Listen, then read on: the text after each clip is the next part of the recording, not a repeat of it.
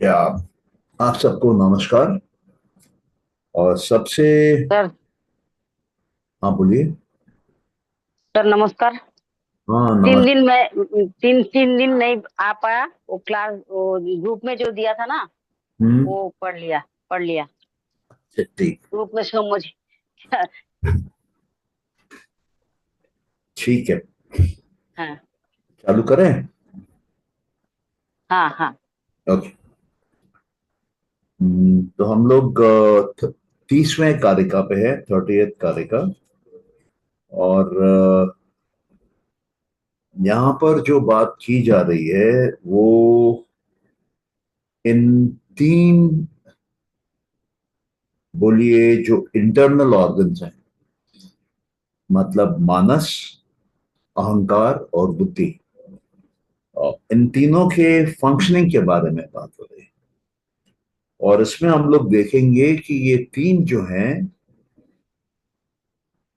कभी कभी सीरियली काम करते हैं, एक के बाद एक, और कभी कभी पैरेलली काम करते हैं। मतलब पैरेलली काम करते हैं, मतलब मानस अपना काम करता है, अहंकार अपना काम करता है, बुद्धि अपना काम करता है।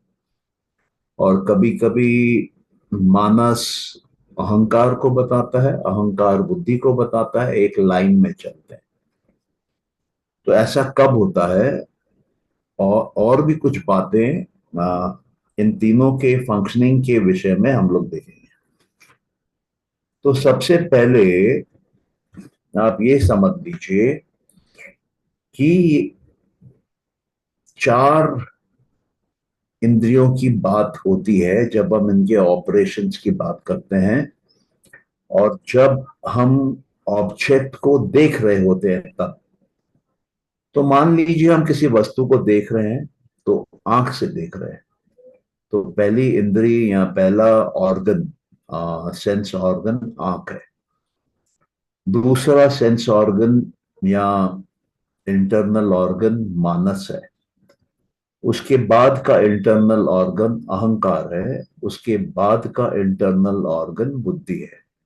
तो ये चार हैं, और चारों की जरूरत पड़ती है अगर हम बाहर किसी ऑब्जेक्ट को परसेप्शन के जरिए, देखने के जरिए समझ रहे हैं, उसका ज्ञान ले रहे हैं। अब ये मान लीजिए कि हम जंगल में हैं, घना अंधेरा है, और उस घने अंधेरे में एक जोर से लाइटनिंग गरजती है। और लाइटनिंग के गरजने के साथ साथ लाइट पड़ती है उस जगह पर जहां हम खड़े हैं। और हम देखते हैं कि एक टाइगर हमारे सामने खड़ा है। हम उसको देख रहे हैं और वो हमको देख रहा है, आमने सामने है। तब ये चार जो ऑर्गन हैं, एक एक्सटर्नल ऑर्गन आंख का, और तीन इंटरनल ऑर्गन मानस, अहंकार और बुद्धि के, ये कैसे काम कर रही हैं? सबसे पहले आंख जो है वो ऑब्जर्व करेगी, वो उस टाइगर को देखेगी। और देखने के बाद उसके ऊपर हमारा माइंड कंसिडर करेगा कि ये क्या है, उसको आइडेंटिफाई करेगा। आंख आइडेंटिफाई नहीं कर सकती है। आंख को मालूम नहीं है सामने चीज क्या है, वो माइंड को मालूम होता है। तो आंख देखती है, उसका पिक्चर अंदर लाती है, माइंड उसको कंसिडर करता है, उस पिक्चर को, उस इमेज को अपने लाइब्रेरी से चेक करता है कि ये फोटो किसके साथ मैच करता है, ये कौन है, ये क्या है। और उसको समझ में आता है कि ये टाइगर है। ऑब्जेक्ट या टाइगर आइडेंटिफाई होता है। उसके बाद अहंकार देखता है। अहंकार में क्या होता है कि वो अपने संदर्भ में देखता है, मैं और मेरा के संदर्भ में देखता है। और उसको समझ में आता है कि ये टाइगर कूद के मुझे खा जाएगा। मेरा नुकसान कर देगा, मुझे मार डालेगा। तो वो मैं और मेरा के संबंध में देखता है। उसी चीज को जिसको मानस ने देखा, मानस ने टाइगर के हिसाब से आइडेंटिफाई किया। उसी चीज को जिसकी आंख ने पिक्चर खींची, बिना पहचाने कि ये क्या है, पिक्चर खींची, अंदर डाली। तो तीनों के अलग अलग फंक्शन हुए अभी। अब चौथा जो बचा वो बचा बुद्धि। तो बुद्धि क्या करेगा? बुद्धि डिटरमाइन करेगा। डिटरमाइन मतलब चूज करेगा, डिसीजन लेगा, चॉइस करेगा कि क्या करना चाहिए। और वो वहां से भागने का निर्णय लेगा और भागने की तैयारी करेगा, भागेगा। अब ये जो चार ऑर्गन्स ने, एक आंख ने, एक मानस ने, एक अहंकार ने, एक बुद्धि ने जो देखा, क्योंकि यहां इमरजेंसी सिचुएशन है, क्योंकि यहां एक टाइगर सामने खड़ा है और वो क्षण भर भी देर होगा तो टाइगर कूद देगा मुंह पे। तो यहां पे ये चारों के चारों साइमल्टेनियसली काम करते हैं, एक साथ सब काम करते हैं, क्योंकि इमरजेंसी सिचुएशन है, उतना टाइम नहीं है कि एक दूसरे को दे, दूसरा तीसरे को इंफॉर्मेशन दे, तीसरा चौथे को दे, फिर वो लोग डिसाइड करे क्या करना है। उतना टाइम नहीं है। तो एक परिस्थिति, एक सिचुएशन ये है जिसमें कि चारों इमरजेंसी मोड में साइमल्टेनियसली एक साथ काम करते हैं। अब एक दूसरी स्थिति देखते हैं। उस स्थिति में मान लीजिए कि आप वापस जंगल में हैं, हल्की लाइट है, आपको दिखाई दे रहा है हल्का हल्का,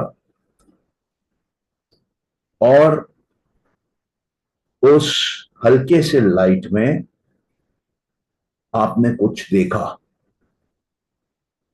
देखा किसने? आंख ने देखा। जब हम बोलते हैं आपने देखा, मतलब आपके किसी ऑर्गन ने देखा, वो ऑर्गन है आंख। आंख ने देखा। आंख को कुछ धुंधला धुंधला दिखा क्योंकि लाइट कम है, और उसने वो धुंधली सी पिक्चर माइंड को दी।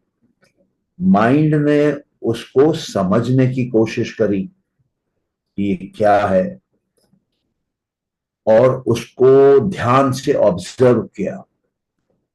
और ध्यान से देखने के बाद, ऑब्जर्व करने के बाद, उसको समझ में आया कि सामने एक दुष्ट आदमी खड़ा है, एक चोर है, और उसके कंधे पे तीर कमान है, और जो कि उसने टांग के रखा हुआ है पूरा, उसमें तीर लगा हुआ है, और वो चलाएगा तो सीधा आपको लगेगा।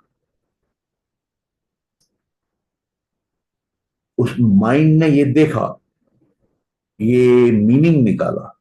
आंख को ठीक से नहीं दिख रहा था। आंख को जो भी आधा अधूरा दिख रहा था, जो भी क्लाउडी दिख रहा था, जो भी डाउटफुल दिख रहा था, वो उसने माइंड को दिया। माइंड ने उस पे मतलब निकाला। माइंड को उसमें एक दुष्ट चोर दिखाई दिया, तीर कमान दिखाई दिया, चलते हुए अवस्था में था, कभी भी चला सकता है वो। उस कंडीशन में उसने, माइंड ने हैंड ओवर किया अहंकार को। अभी अहंकार ने देखा, उसको समझ में आया कि ये जो भी है, ये चोर, इसका तीर, ये मेरे तरफ चलने वाला है और वो मेरे पास आ रहा है। तो उसने इमीडिएटली बुद्धि को दिया वो इंफॉर्मेशन, और बुद्धि से पूछा कि देखो क्या करना है, तय करो। अब वो बुद्धि ने वहां तय किया, डिसाइड किया, डिटरमाइन किया, विल पावर लगाया कि भागो। अब वो वहां से भागता है। तो इस सिचुएशन में फुल इमरजेंसी नहीं है। इस सिचुएशन में ऐसा नहीं है कि लाइटनिंग हुई और सामने शेर दिखाई दिया। इस सिचुएशन में हल्की सी लाइट है, उस हल्की सी लाइट में आंख को कुछ दिखाई दिया, आंख ने मन को दिया, मन ने पिक्चर पूरी देखी, समझा क्या है, उसने अहंकार को दिया, अहंकार ने समझा इससे मुझे खतरा है, मुझे यहां से निकलना चाहिए, उसने बुद्धि को दिया कि डिसाइड करो क्या करना है, और बुद्धि ने डिसाइड किया कि चलो भागो यहां से। तो इसमें क्या हुआ कि सीक्वेंशियली हुआ, एक के बाद एक। पहले वाले में चारों ने एक साथ काम किया, सेकंड सिचुएशन में एक एक करके काम हुआ, एक लाइन से काम हुआ, एक सीरीज से काम हुआ। तो इस दो प्रकार से काम होता है। और ये अंदर के ऑर्गन और बाहर की इंद्री काम करती है आपस में। लेकिन ये किस केस में होता है? जब ऑब्जेक्ट बाहर है और हम उसको अपने आंख के माध्यम से देख रहे हैं, फिजिकली देख रहे हैं। अभी एक परिस्थिति ऐसे भी हो सकती है जिसमें कि उसको हम आंख से नहीं देख रहे, उसको प्रत्यक्ष रूप से नहीं देख रहे हैं, उसको हम इंद्रियों से नहीं देख रहे। वो कोई ऐसी घटना है जिसको कि हम अपने अंदर में देख रहे हैं, अपने मेमोरी से देख रहे हैं। मानस, अहंकार, बुद्धि, इन तीन के मेमोरी का प्रयोग करते हुए देख रहे हैं। तो इस केस में इन तीन इंटरनल ऑर्गन का फंक्शन तभी संभव है जब हमको पहले से ही ज्ञान हो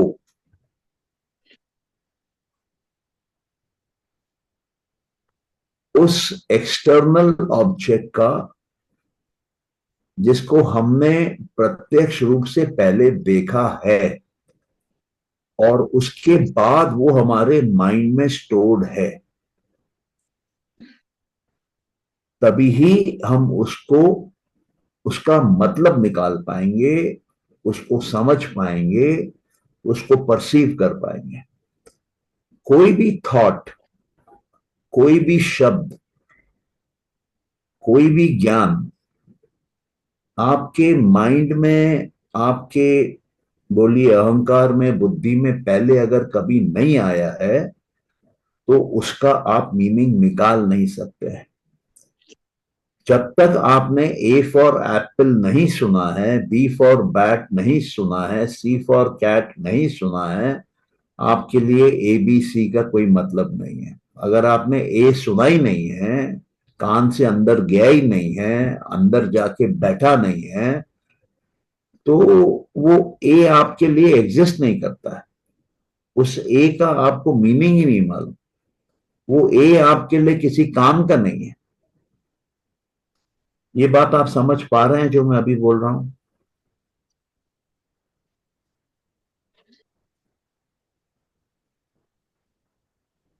हम्म। जी सर।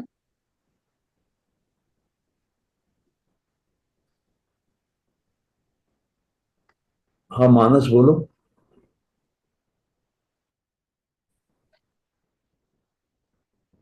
नहीं सर, ठीक है, समझ पा रहा ओके। तो इनका कहने का मतलब ये है कि जब भी कोई अनसीन चीज जो हमको नहीं दिख रही है आंखों से, उसके बारे में हमको जानकारी चाहिए हमारे माइंड से, हमारे अहंकार से, हमारे बुद्धि से, तो वो संभव नहीं है जब तक कि हमने उसके बारे में पहले ज्ञान नहीं लिया हुआ हो। जब तक कि हमको या तो अनुमान या लॉजिकल इन्फेरेंस से वो मालूम हो, या हमको अगामा, आप्तवचन या वर्बल टेस्टिमोनियल से वो मालूम हो, तभी ही हम इन तीन इंटरनल ऑर्गन से उसको समझ सकते हैं। ओके,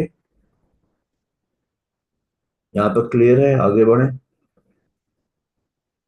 सर ये लास्ट वाला नहीं क्लियर है, जो आपने अगामा वाला बोला ना, ये नहीं क्लियर हुआ। ओके, ज्ञान जो है वो सांख्य और योग के दर्शनों में और तीन प्रिंसिपल्स पे आधारित है, या बोल सकते हैं तीन प्रकार का है। पहला जो है वो है प्रत्यक्ष का ज्ञान। जो हमारे इंद्रियां देख रही हैं वो ज्ञान है।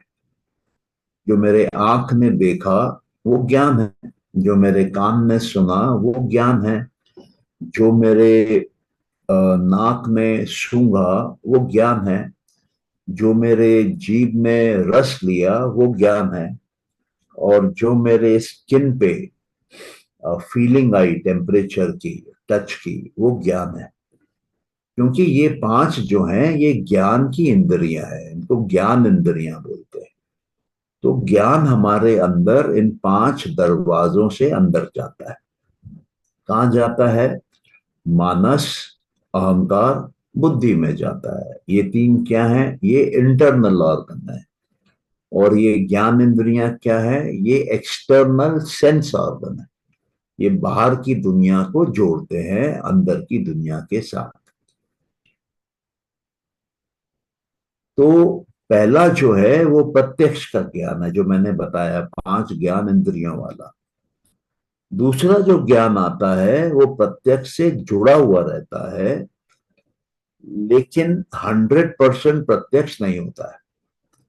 जैसे आग लगी है तो वहां धुआं उठेगा, और मैंने 10 बार आग देखी है, 10ों बार मैंने धुआं देखा है। तो मैं ये लॉजिकली इन्फर करता हूं, डिड्यूस करता हूं, अनुमान लगाता हूं कि धुआं दिख रहा है तो मतलब वहां जरूर आग है। आग नहीं देख पा रहा हूं, धुएं को देख रहा हूं। मान लीजिए मेरे घर से पास में एक बिल्डिंग है, वहां बहुत धुआं निकल रहा है, काला काला। आग नहीं दिख रही है, तो मुझे पता है वहां बिल्डिंग में अंदर कहीं ना कहीं आग लगी है, बाहर धुआं निकल रहा है। तो ये सेकंड तरीके का ज्ञान है, जो डायरेक्ट नहीं है, इनडायरेक्ट है, लेकिन लॉजिक के जरिए है। तीसरा ज्ञान जो होता है वो अ, उसको दो तीन नाम से बोला जाता है। एक अगामा बोलते हैं। अगामा मतलब जो वैदिक नॉलेज है, जो वेद में दिया हुआ है, ऋषि मुनियों का बोला हुआ है, उसको हम लोग सही मानते हैं। जबकि हमारा अनुभव नहीं है वो अनुभव ऊंचा अनुभव है। लेकिन क्योंकि जिन लोगों ने वो अनुभव किया है उन पे हमको विश्वास है, इसलिए हम उस अनुभव को, उनके वक्तव्य को सही मानते हैं, उनके वचनों को सही मानते हैं। उनके वचनों को आप्त वचन भी बोला जाता है। इंग्लिश में उनके वचनों को वर्बल टेस्टिमोनियल भी बोला जाता है, कि उनकी बात को हम मान रहे हैं। वो एक्सपर्ट है, हम एक्सपर्ट नहीं है। वो बोल रहे हैं ऐसा होता है तो हम मान लेते हैं कि ऐसा होता है। तो ये तीन तरीके हैं जिससे ज्ञान आता है। अभी प्रत्यक्ष वाला तो हमने देखा कि इंद्रियां देखती हैं, वो जो टाइगर वाला किस्सा देखा, वो जो चोर तीर कमान वाला देखा। लेकिन अगर हमारे अंदर हम कुछ देख रहे हैं, हमारी आंखें बंद हैं, लेकिन हमको अंदर कुछ दिख रहा है, तो वो तभी दिख सकता है जब पहले कभी प्रत्यक्ष के रूप में अंदर गया हो। अभी जो अंदर गया है पहले प्रत्यक्ष के रूप में, वो ज्ञान सही है कि नहीं है, कहीं हम गलत तो नहीं देख लिए हैं, तो उसको परखना पड़ता है। क्योंकि प्रत्यक्ष रूप से भी इंसान से कभी देखने में, समझने में गलती हो सकती है। मान लीजिए कि रात के अंधेरे में मैं घर के बाहर निकला हूं, मेरे पैर पे एक रस्सी लगी और मुझे लगा सांप है, और मैं वहां से भाग गया, तो ये गलत ज्ञान है। तो प्रत्यक्ष भी कभी कभी धोखा देता है, इसलिए देखना पड़ता है कि प्रत्यक्ष का ज्ञान सही है कि नहीं है, वो भी चेक करना पड़ता है। तो अभी जो बात हो रही है कि आंखें बंद है हमारी, अंदर कुछ ज्ञान है, तो जब तक वो प्रत्यक्ष से अंदर नहीं आया हो या अनुमान से, लॉजिक से नहीं आया हो, या वैदिक स्टेटमेंट नहीं हो, अगामा नहीं हो, तो ये तीन बेकार हैं। फिर उसके ऊपर मानस, अहंकार और बुद्धि कुछ काम नहीं कर सकते हैं, क्योंकि अंदर वो है ही नहीं। जो ज्ञान अंदर नहीं है उसके ऊपर आप क्या प्रोसेसिंग करेंगे? ज्ञान अंदर आना चाहिए कभी न कभी, किसी न किसी रूप में, या प्रत्यक्ष या अनुमान या आगामा। तो यहां पर वो बात कही जा रही है जो कि मैंने बोला था, और आपने उसके बाद उस पर प्रश्न किया। तो किरण जी, अभी आपको क्लियर है ये बात? जी जी सर, अब बिल्कुल क्लियर है। Thank you so much sir. हाँ, अब बिल्कुल। क्लियर है।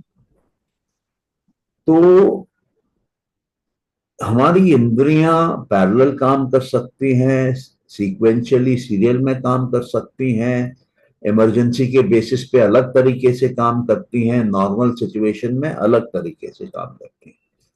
और जो ज्ञान अंदर है उसी का प्रोसेसिंग हो सकता है, जो अंदर नहीं है उसका नहीं हो सकता है। ज्ञान अंदर लाने के तीन तरीके हैं: प्रत्यक्ष, अनुमान और अगामा। इन तीनों में से कोई भी एक तरीके से ज्ञान अगर अंदर आया हुआ हो तो उसको हम देख सकते हैं, उसको हम परख सकते हैं, उस पे हम चिंतन मनन कर सकते हैं, उस पे हम ध्यान लगा सकते हैं, धारणा ध्यान समाधि कर सकते हैं। पहले अंदर तो आए।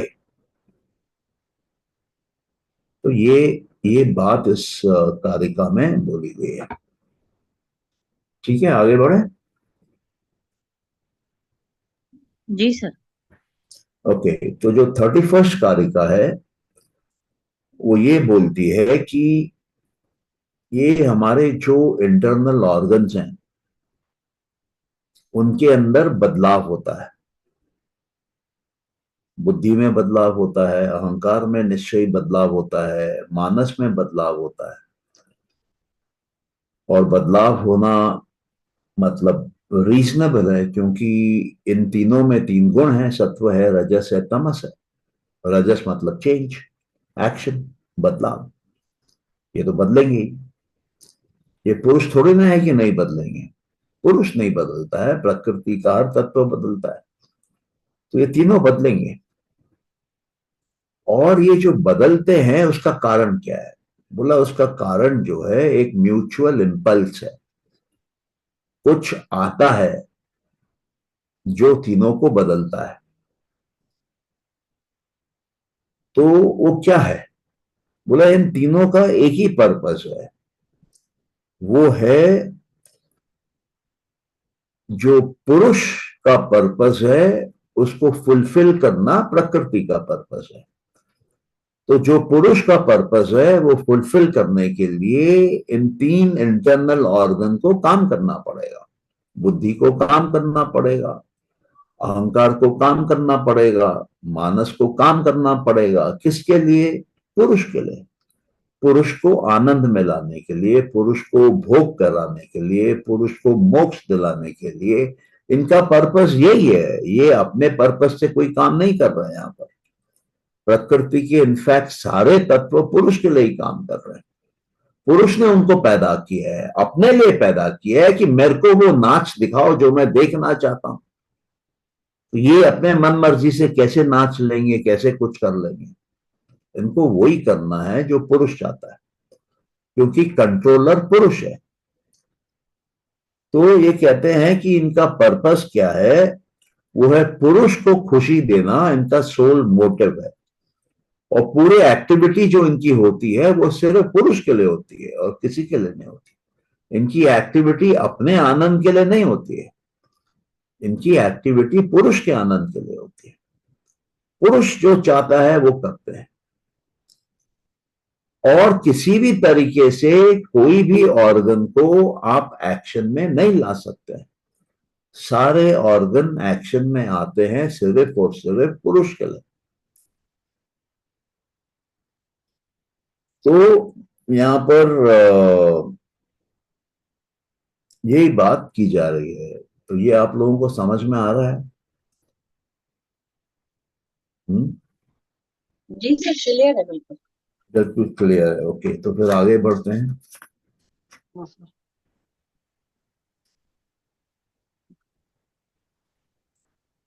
32वें कारिका में ये कहते हैं कि ऑर्गन्स जो हैं वो 13 प्रकार के हैं, और ये फंक्शन करते हैं, 3 प्रकार के फंक्शन करते हैं। एक करते हैं सीजिंग। सीजिंग मतलब पकड़ने का, होल्ड करने का, पकड़ के रखने का। सेकंड सस्टेन करने का, और थर्ड इल्यूमिनेट करने का।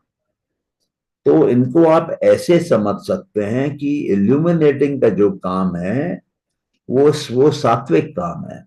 आप ज्ञान दे रहे हैं, ज्ञान ले रहे हैं, ज्ञान वाला काम कर रहे हैं, वो इल्यूमिनेटिंग है। सस्टेनिंग जो है वो राजसिक है। आप उसको सस्टेन किए हुए हैं, वो जो मूवमेंट कर रहा है, चेंज कर रहा है, एक्शन कर रहा है, उस एक्शन को बनाए रखे हैं। और तीसरा है सीजिंग। सीजिंग मतलब क्या? नॉन एक्शन में ले जाना, पकड़ लेना, होल्ड कर लेना, रोक लेना। तो ये तामसिक प्रक्रिया है। तो कहते हैं कि ये 13 के 13 जो ऑर्गन हैं ये इन 3 प्रकार के काम करते हैं। या तो ये पकड़ने का काम करते हैं, या तो ये चलाने का काम करते हैं, या तो ये दिखाने का काम करते हैं। तो तामसिक, राजसिक, सात्विक, इस 3 प्रकार के काम ये सारे 13 ऑर्गन करते हैं। तो ये बोलते हैं अब कि इनके जो ऑब्जेक्ट हैं, ये 13 प्रकार के ऑर्गन्स का, 13 प्रकार के ऑर्गन, ओके, और 10 प्रकार के ऑब्जेक्ट, दोनों अलग अलग बातें हो रही हैं। ठीक है? और 13 ऑर्गन में क्या आते हैं? 13 ऑर्गन में 3 इंटरनल ऑर्गन हैं, बुद्धि, अहंकार और मानस। और 5 ज्ञान इंद्रियां, 5 कर्म इंद्रियां। 3 + 5 + 5 ये हो गए 13। ये है 13 ऑर्गन। ओके, और ये किस पे काम कर रहे हैं? 10 ऑब्जेक्ट्स पे। अब ये 10 प्रकार के ऑब्जेक्ट क्या हैं वो हम देखते हैं। 5 प्रकार के ऑब्जेक्ट तो आपको मालूम ही है, पंचमहाभूत जो है, पृथ्वी, जल, अग्नि, वायु, आकाश। अब ये दूसरा 5 ऑब्जेक्ट क्या है उसको देखते हैं। तो कहते हैं कि ये जो ऑब्जेक्ट है, ये 10 प्रकार के जो ऑब्जेक्ट हैं ये भी वैसे ही हैं। इनमें इनको भी होल्ड किया जाता है, इनको भी सस्टेन किया जाता है, इनको भी इल्यूमिनेट किया जाता है। मतलब इसमें भी तमस, रजस और सत्व है। सेंस के जो ऑर्गन हैं वो 11 होते हैं। 5 ज्ञान इंद्रियां, 5 कर्म इंद्रियां और 1 मानस, जो हमने शुरू शुरू में देखा था कि मानस को भी ज्ञान इंद्री माना जाता है। तो ज्ञान इंद्रियां 11 हैं, और बुद्धि और अहंकार जो है वो बाकी 2 ऑर्गन है। तो ये 11 और 2 मिलके 13 होते हैं। ठीक है, तो इस तरीके से भी हम देख सकते हैं। और जैसा मैंने पहले बताया कि 3 इंटरनल ऑर्गन है, वो कौन है? बुद्धि, अहंकार, मानस। और 5 ज्ञानेंद्री, 5 कर्मेंद्री, उस हिसाब से भी 13 है। आपको जैसे मांगता है वैसे समझ लीजिए। तो कहते हैं ऑर्गन क्या होता है? ऑर्गन एक स्पेशल काइंड का एक्टिव एजेंट होता है। एजेंट होता है, कुछ करता है, एक्शन करता है। और उसमें एक्शन करने की कैपेसिटी तब तक नहीं हो सकती है जब तक उसमें कोई फंक्शन ना हो। तो हर ऑर्गन का अपना एक फंक्शन है, वो फंक्शन करने के लिए एक्ट करता है। तो अब वो बता रहे हैं कि फंक्शन क्या क्या है। कहते हैं जैसे स्पीच है, ये क्या करता है? ये शब्दों को पकड़ता है, सीज करता है, और वो फिर अपने ऑब्जेक्ट्स को जाके पकड़ता है। और जो बुद्धि है और अहंकार है वो उनको सस्टेन करता है। और जो हमने 5 प्राण देखे थे कल, उनका भी रोल आता है। और जो ऑर्गन्स ऑफ नॉलेज हैं वो उनको इल्यूमिनेट करता है।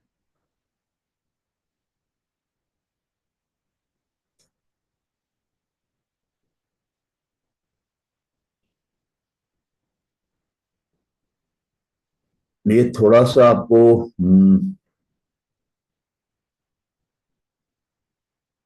आप लोगों को समझ में आ रहा है मैं क्या बोल रहा हूँ? बहुत ज्यादा खिचड़ी है। सर ये लास्ट वाला नहीं समझ में नहीं। आ रहा। ओके, आप उसको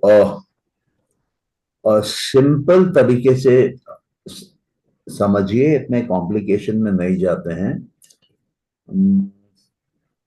कि ऑब्जेक्ट 10 है और ऑर्गन 13 है। तो वो जो 13 मैं आपको ऑर्गन बोला वो तो आपको समझ में आ गए हैं, है ना?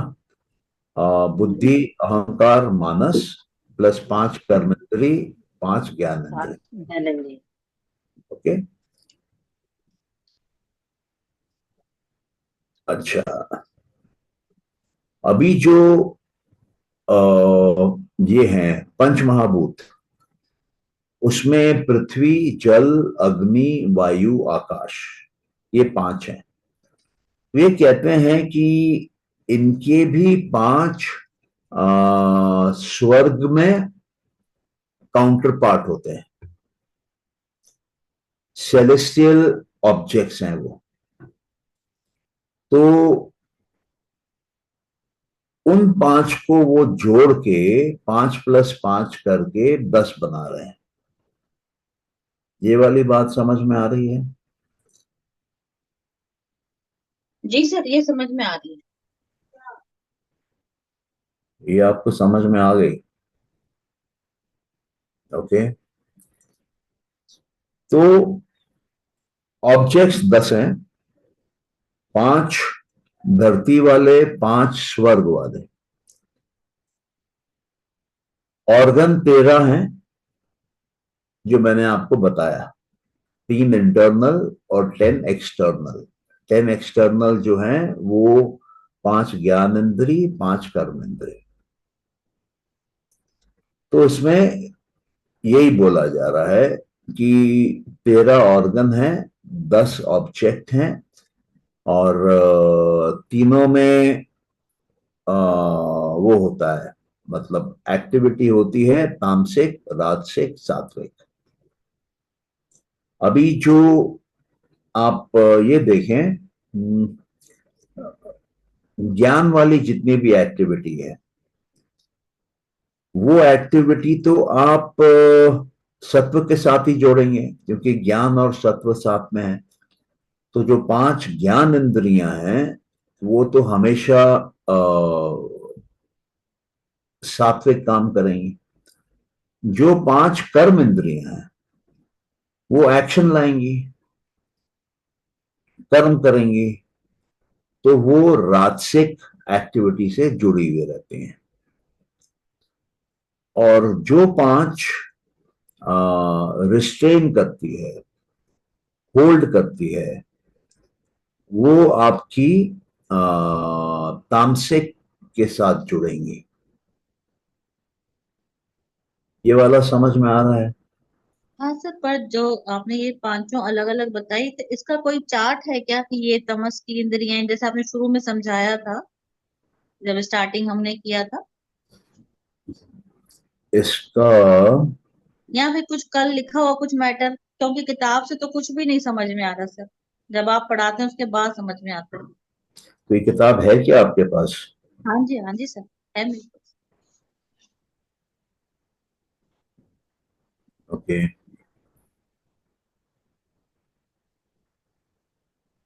वो पीछे से कॉपी खोल के देखनी पड़ेगी, आपने स्टार्टिंग में लिखवाए थे सर, तो एक बार फिर देखना पड़ेगा।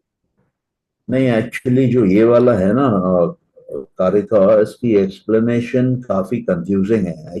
वो कारिका खुद सिंपल दिखती है, लेकिन उसके मीनिंग काफी कंफ्यूजिंग है, जो कि इन्होंने कमेंट्री में लिखा है।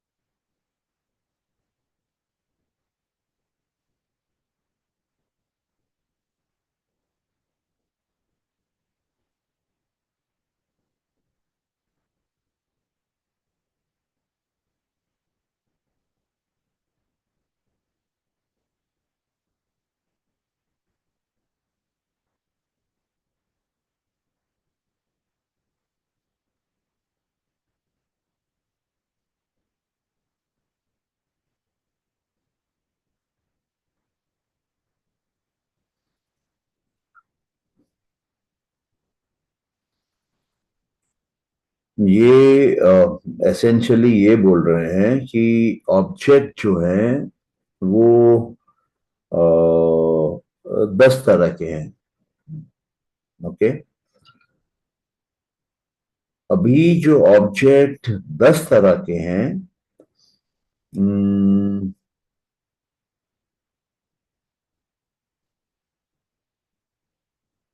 उसमें 5 सेलेस्टियल है, 5 नॉन सेलेस्टियल है, मतलब 10 फोल्ड है। अभी आप ये देखिए कि आपके अंदर आ, बुद्धि, अहंकार और मानस, इनका संबंध किसके साथ है? इनका संबंध जो है वो पंचमहाभूत के साथ है। और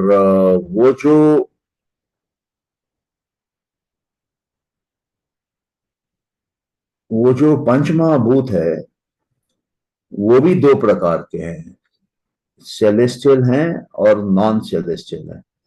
मैं देखता हूँ अगर डायग्राम बना के आपको दिखा सकूं तो दिखाता हूँ, 1 मिनट।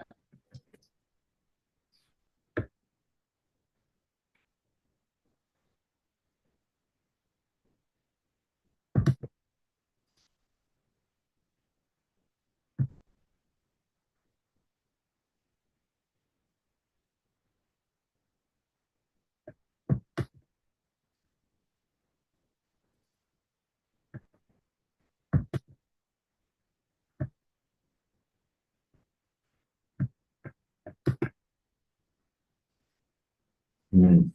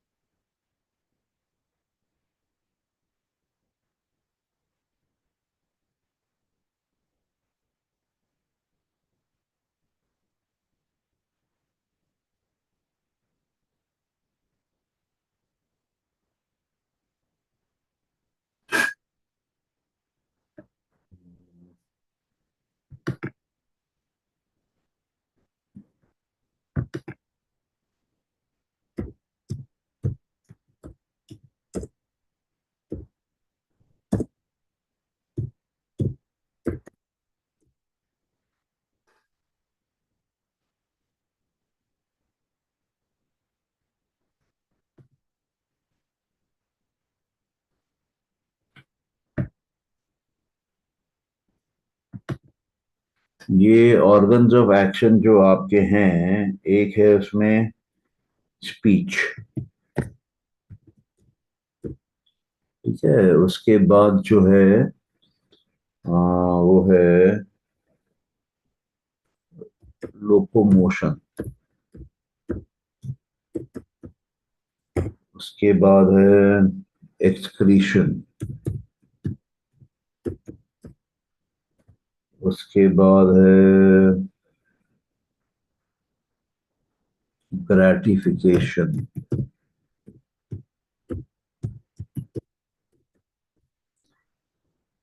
हाँ, एक कम रह गया।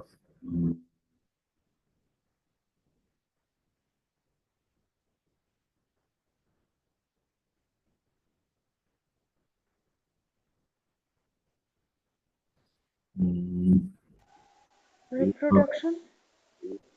नहीं, वो ग्रेटिफिकेशन में है। एक आएगा ग्रास्पिंग का, हाथ से पकड़ने वाला।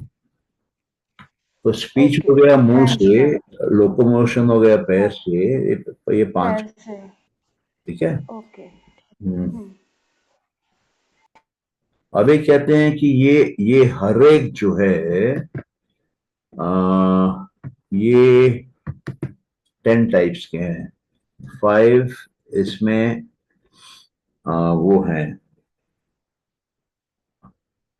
5 ऑब्जेक्ट्स हैं जो सेलेस्टियल हैं।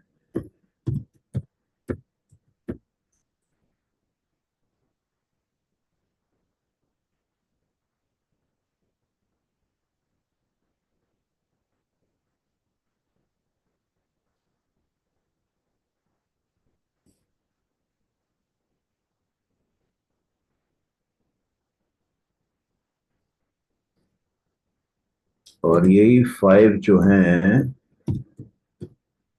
ये नॉन सेलेस्टियल है। ये आपको समझ में आ रहा है? स्पीच हमारी, मतलब एक स्पीच वो हो सकती है जो कि ग्रॉस है, और एक स्पीच वो हो सकती है जो कि सटल है। यहाँ तो ये बोल सकते हैं एक वो स्पीच है जो कि आकाशवाणी है, और एक स्पीच वो है जो कि धरती की वाणी है। ये समझ में आ रहा है?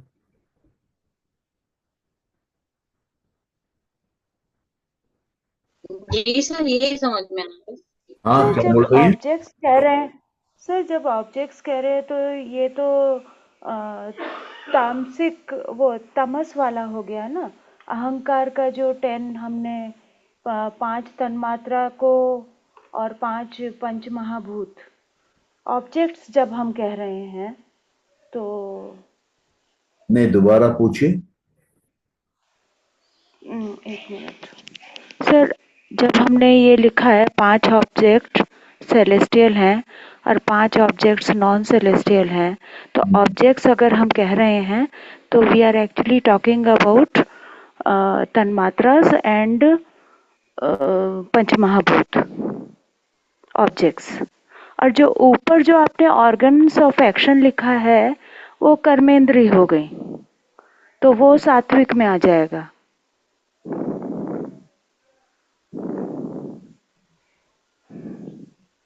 गलत बोला? नहीं नहीं, आपकी आपकी लॉजिक सही है। मैं ये कोशिश कर रहा हूं कि ये जो कमेंट्री दिख रहा है उसको मैं आपके शब्दों में कैसे सजा के दूं। ओके, ठीक है।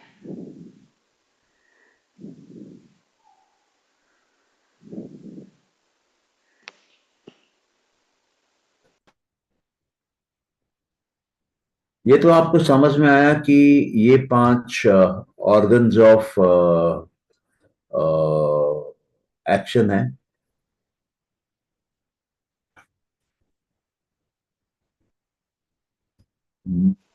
इसको हटाइए आप थोड़ी देर के लिए। ये आपको समझ में आया कि ये ऑर्गन्स ऑफ एक्शन है 5। जी सर, जी सर। ओके, स्पीच कितनी प्रकार की हो सकती है? लोकोमोशन कितने प्रकार का हो सकता है? एक्सक्रीशन कितने प्रकार का हो सकता है?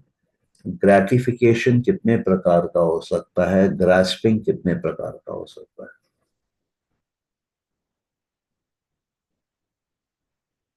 अगर मैं आपको बोलूं कि ये 2 टाइप के हैं, फिजिकल हैं, ओके, और मेंटल हैं,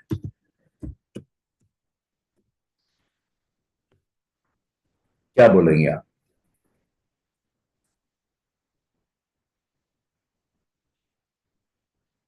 स्पीच फिजिकल हो सकती है, मेंटल हो सकती है क्या?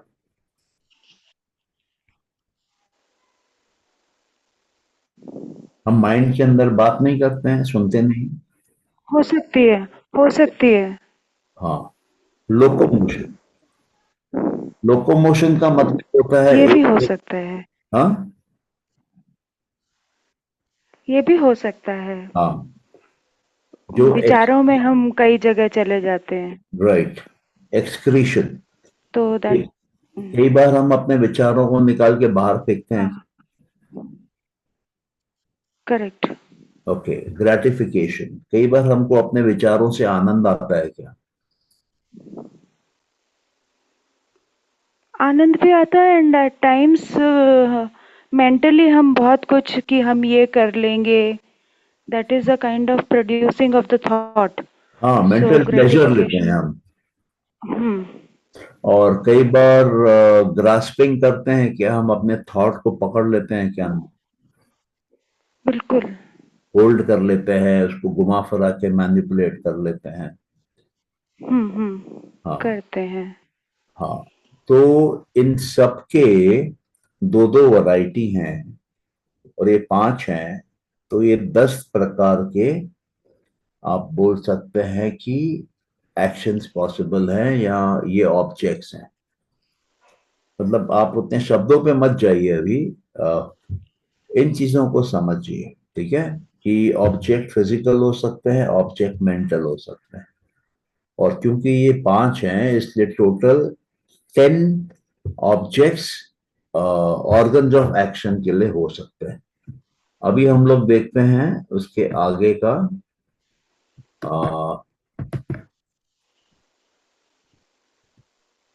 Organs of knowledge.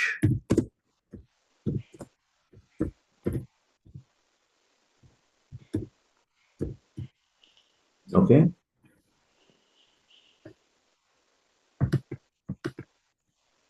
ये क्या है? आईज है,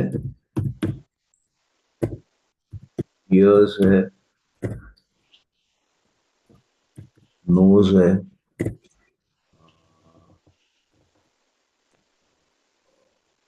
टंग है, स्किन है।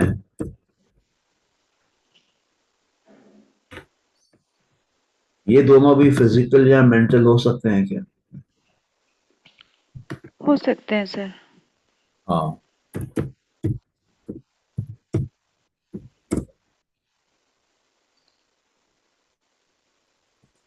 तो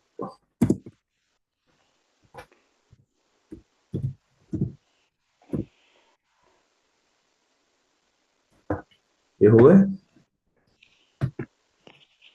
हम अंदर देख सकते हैं, अंदर हम सुनते हैं, अंदर का कई बार हमको स्मेल आता है। मान ली किचन में कुछ बन रहा हो और हम सुने ऑफिस में फोन पे कि अरे घर पे तो बैंगन का भरता बन रहा है, तो भरते की स्मेल आती है ऑफिस में हमारे अंदर।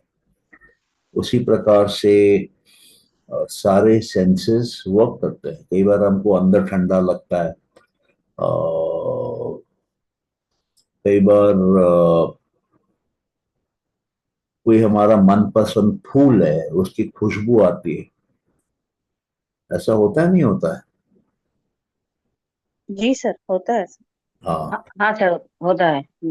हाँ। अब उसी तरीके से, ठीक है, हम आते हैं इस पे, अ, बुद्धि पे।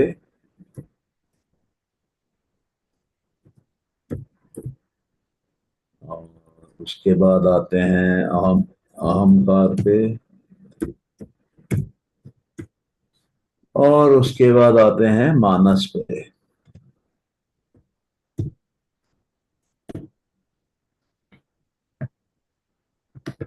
अच्छा, इसमें भी हो सकता है क्या? दो कैटेगरी कर सकते हैं क्या हम? नहीं, नहीं सर, नहीं, नहीं कर सकते सर इसको। नहीं कर सकते। नहीं कर सकते हैं। हाँ।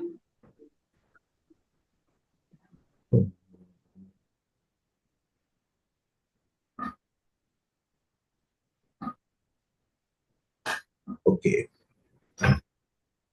ये बुद्धि, अहंकार और मानस से हम क्या पैदा करते हैं और क्या देखते हैं?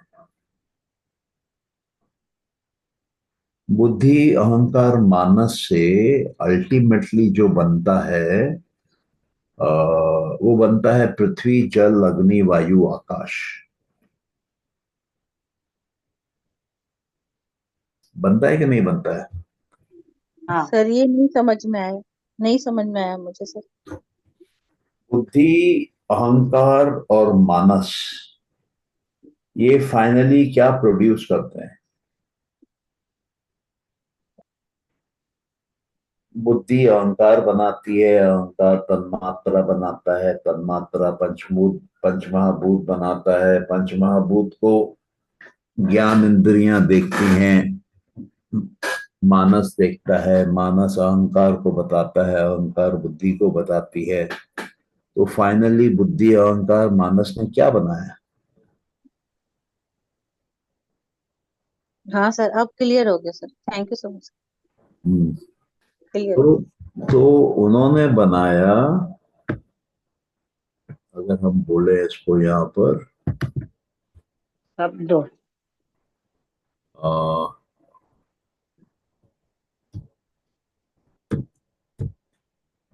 पृथ्वी, जल, अग्नि, वायु, वायु, आकाश। आकाश। अब मैं बोलूं कि इसमें हम बोलें कि फिजिकल है और मेंटल है, तो क्या बोलेंगे आप? दोनों ही हो ये तो जाएंगे सर इसमें। हाँ, फिजिकल होता है। क्या होगा? फिजिकल होता है ओनली। फिजिकल होता है, हाँ। आपने कभी सुना है भूत आकाश, चित्त आकाश?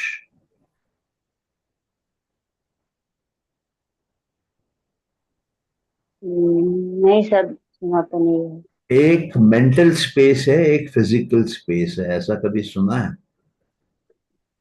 जी सर, सुना है। हाँ, तो ये जो आकाश है, ये है आपका फिजिकल आकाश, जो आपको बाहर दिखता है, ठीक है। और एक आकाश है मेंटल आकाश, जो आपके माइंड के अंदर का स्पेस है।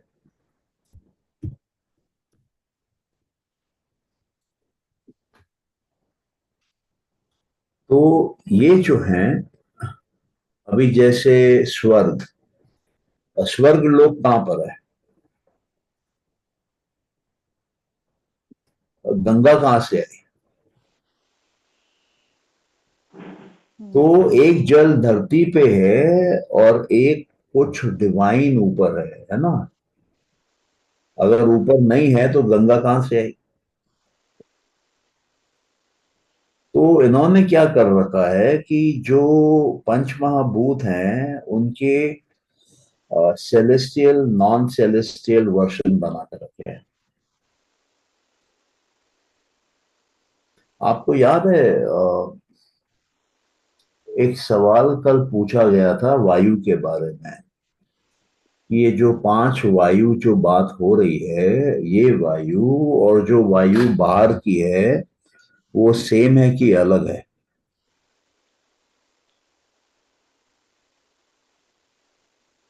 किसने पूछा था ये सवाल? मेरे सर ख्याल से मैंने पूछा था। हाँ।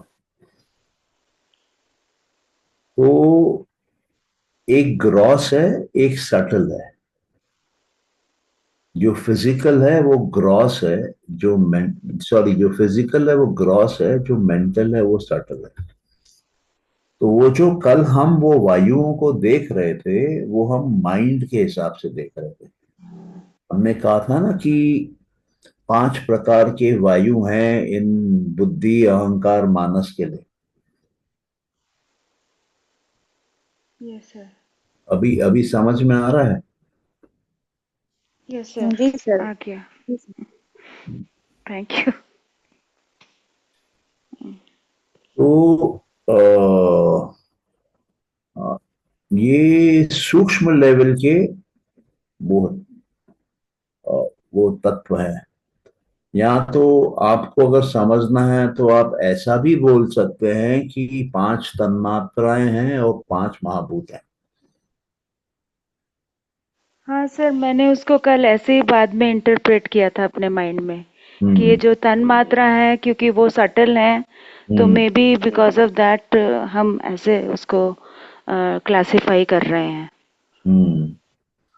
एक्चुअली बात ये है कि क्रिएशन जो है, फिजिकल क्रिएशन, ठीक है, आप सोचिए कि वो क्रिएशन शब्द से या अक्षर से या वाइब्रेशन से क्यों शुरू हो रही है?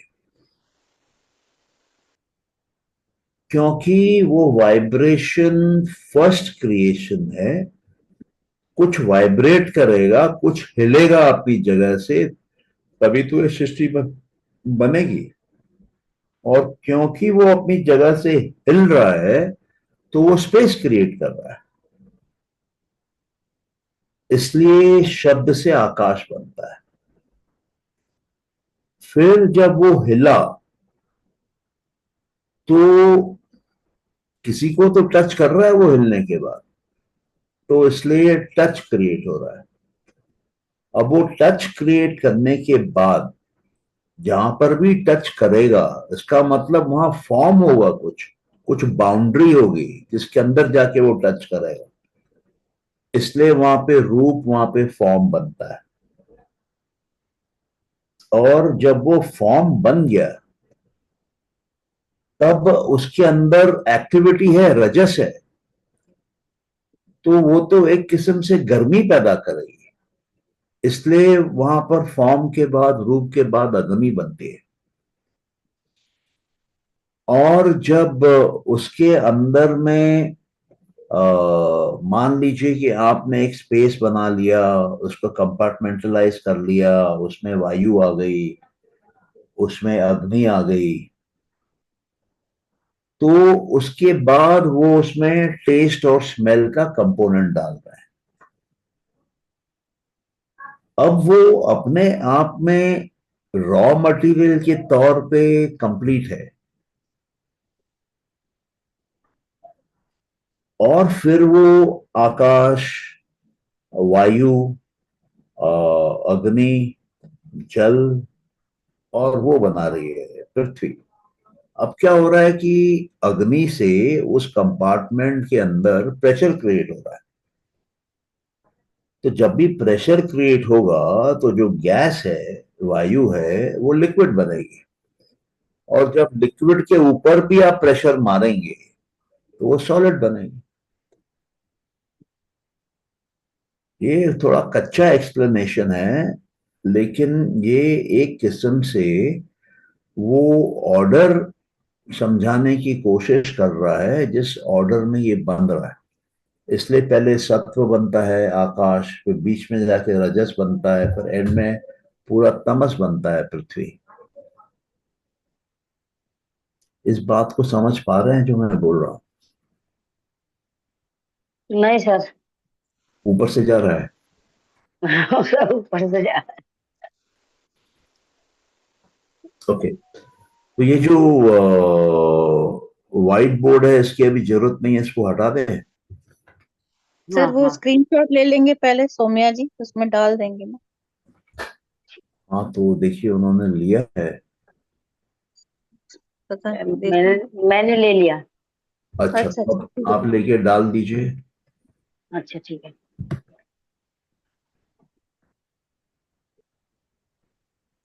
देखिए,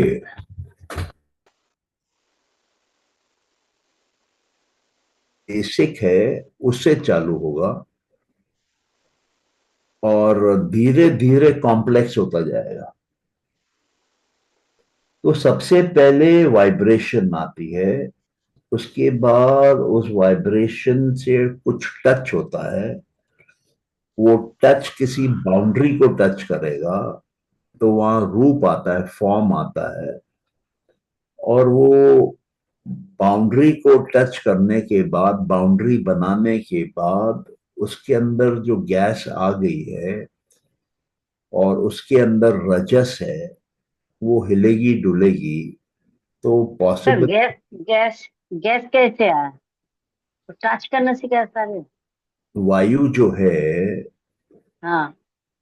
उसको हम लोग गैस मान रहे हैं। और वायु कब बनती है? जब टच आता है। वायु जो है वो आपको स्किन पे फील होती है ना। और तो कोई तरीका नहीं है वायु को पहचानने का। उसका ना तो कोई वेट है, और उसको आप आंख से देख नहीं सकते हैं, उसको प्रॉब्ली आप कान से सुन नहीं सकते हैं। तो ब्रॉडली स्पीकिंग टच उसका एक प्रीडोमिनेंट फैक्टर है। तो उसी आधार पे वो बना हुआ है। और आप इस पे थोड़ा ध्यान से सोचेंगी तो आपको भी लगने लगेगा कि हाँ, शायद यही ऑर्डर है और इसलिए ये ऑर्डर है। और आपको वो ऑर्डर फिर क्लियर दिखेगा। और जब आपको जहां पर कंफ्यूजन है वहां पे क्लैरिटी से दिखने लगेगा, तो जीवन में जहां पर भी आपके कंफ्यूजन है वहां आपको क्लैरिटी से दिखने लगेगा। ये वो एक्सरसाइज है जिससे कि आप क्लियर थिंकिंग प्रैक्टिस करते हैं, माइंड को कंसंट्रेट करते हैं, समाधि में जाते हैं और ज्ञान उठाते हैं वहां से जहां से कि साधारणतः लोगों को ज्ञान नहीं मिलता है। ठीक है,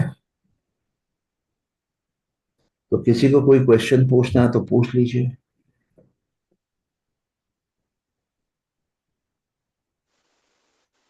सर तो ये लास्ट वाली कारिका में जिस्ट में 2 सेंटेंस में हम कैसे इसको समराइज कर सकते हैं? इसको समराइज करने का ये तरीका है कि ऑर्गन 13 प्रकार के होते हैं और उनमें ये सत्व रजस तमस की गुण होते हैं। और ऑब्जेक्ट जो है वो 10 प्रकार के होते हैं, उनमें भी ये 3 प्रकार के गुण होते हैं। ओके। और सेलेस्टियल और उसका कोई स्पेसिफिकली इसमें नहीं आ रहा है? नहीं, इसका एक्चुअली जिन्होंने कमेंट्री लिखी है उन्होंने दिया है। और उनकी मतलब इंग्लिश पे कमांड लगता नहीं है कि बहुत अच्छी है।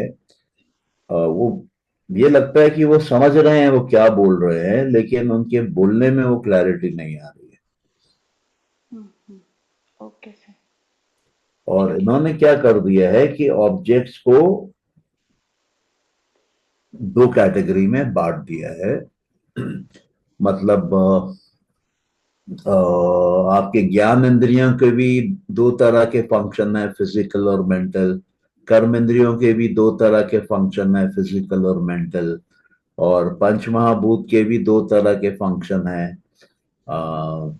फिजिकल और मेंटल। तो उसमें पंचमहाभूत में आप ये कर सकते हैं कि तन्मात्राओं को मेंटल में ले लें और पंचमहाभूत को फिजिकल में रख लें।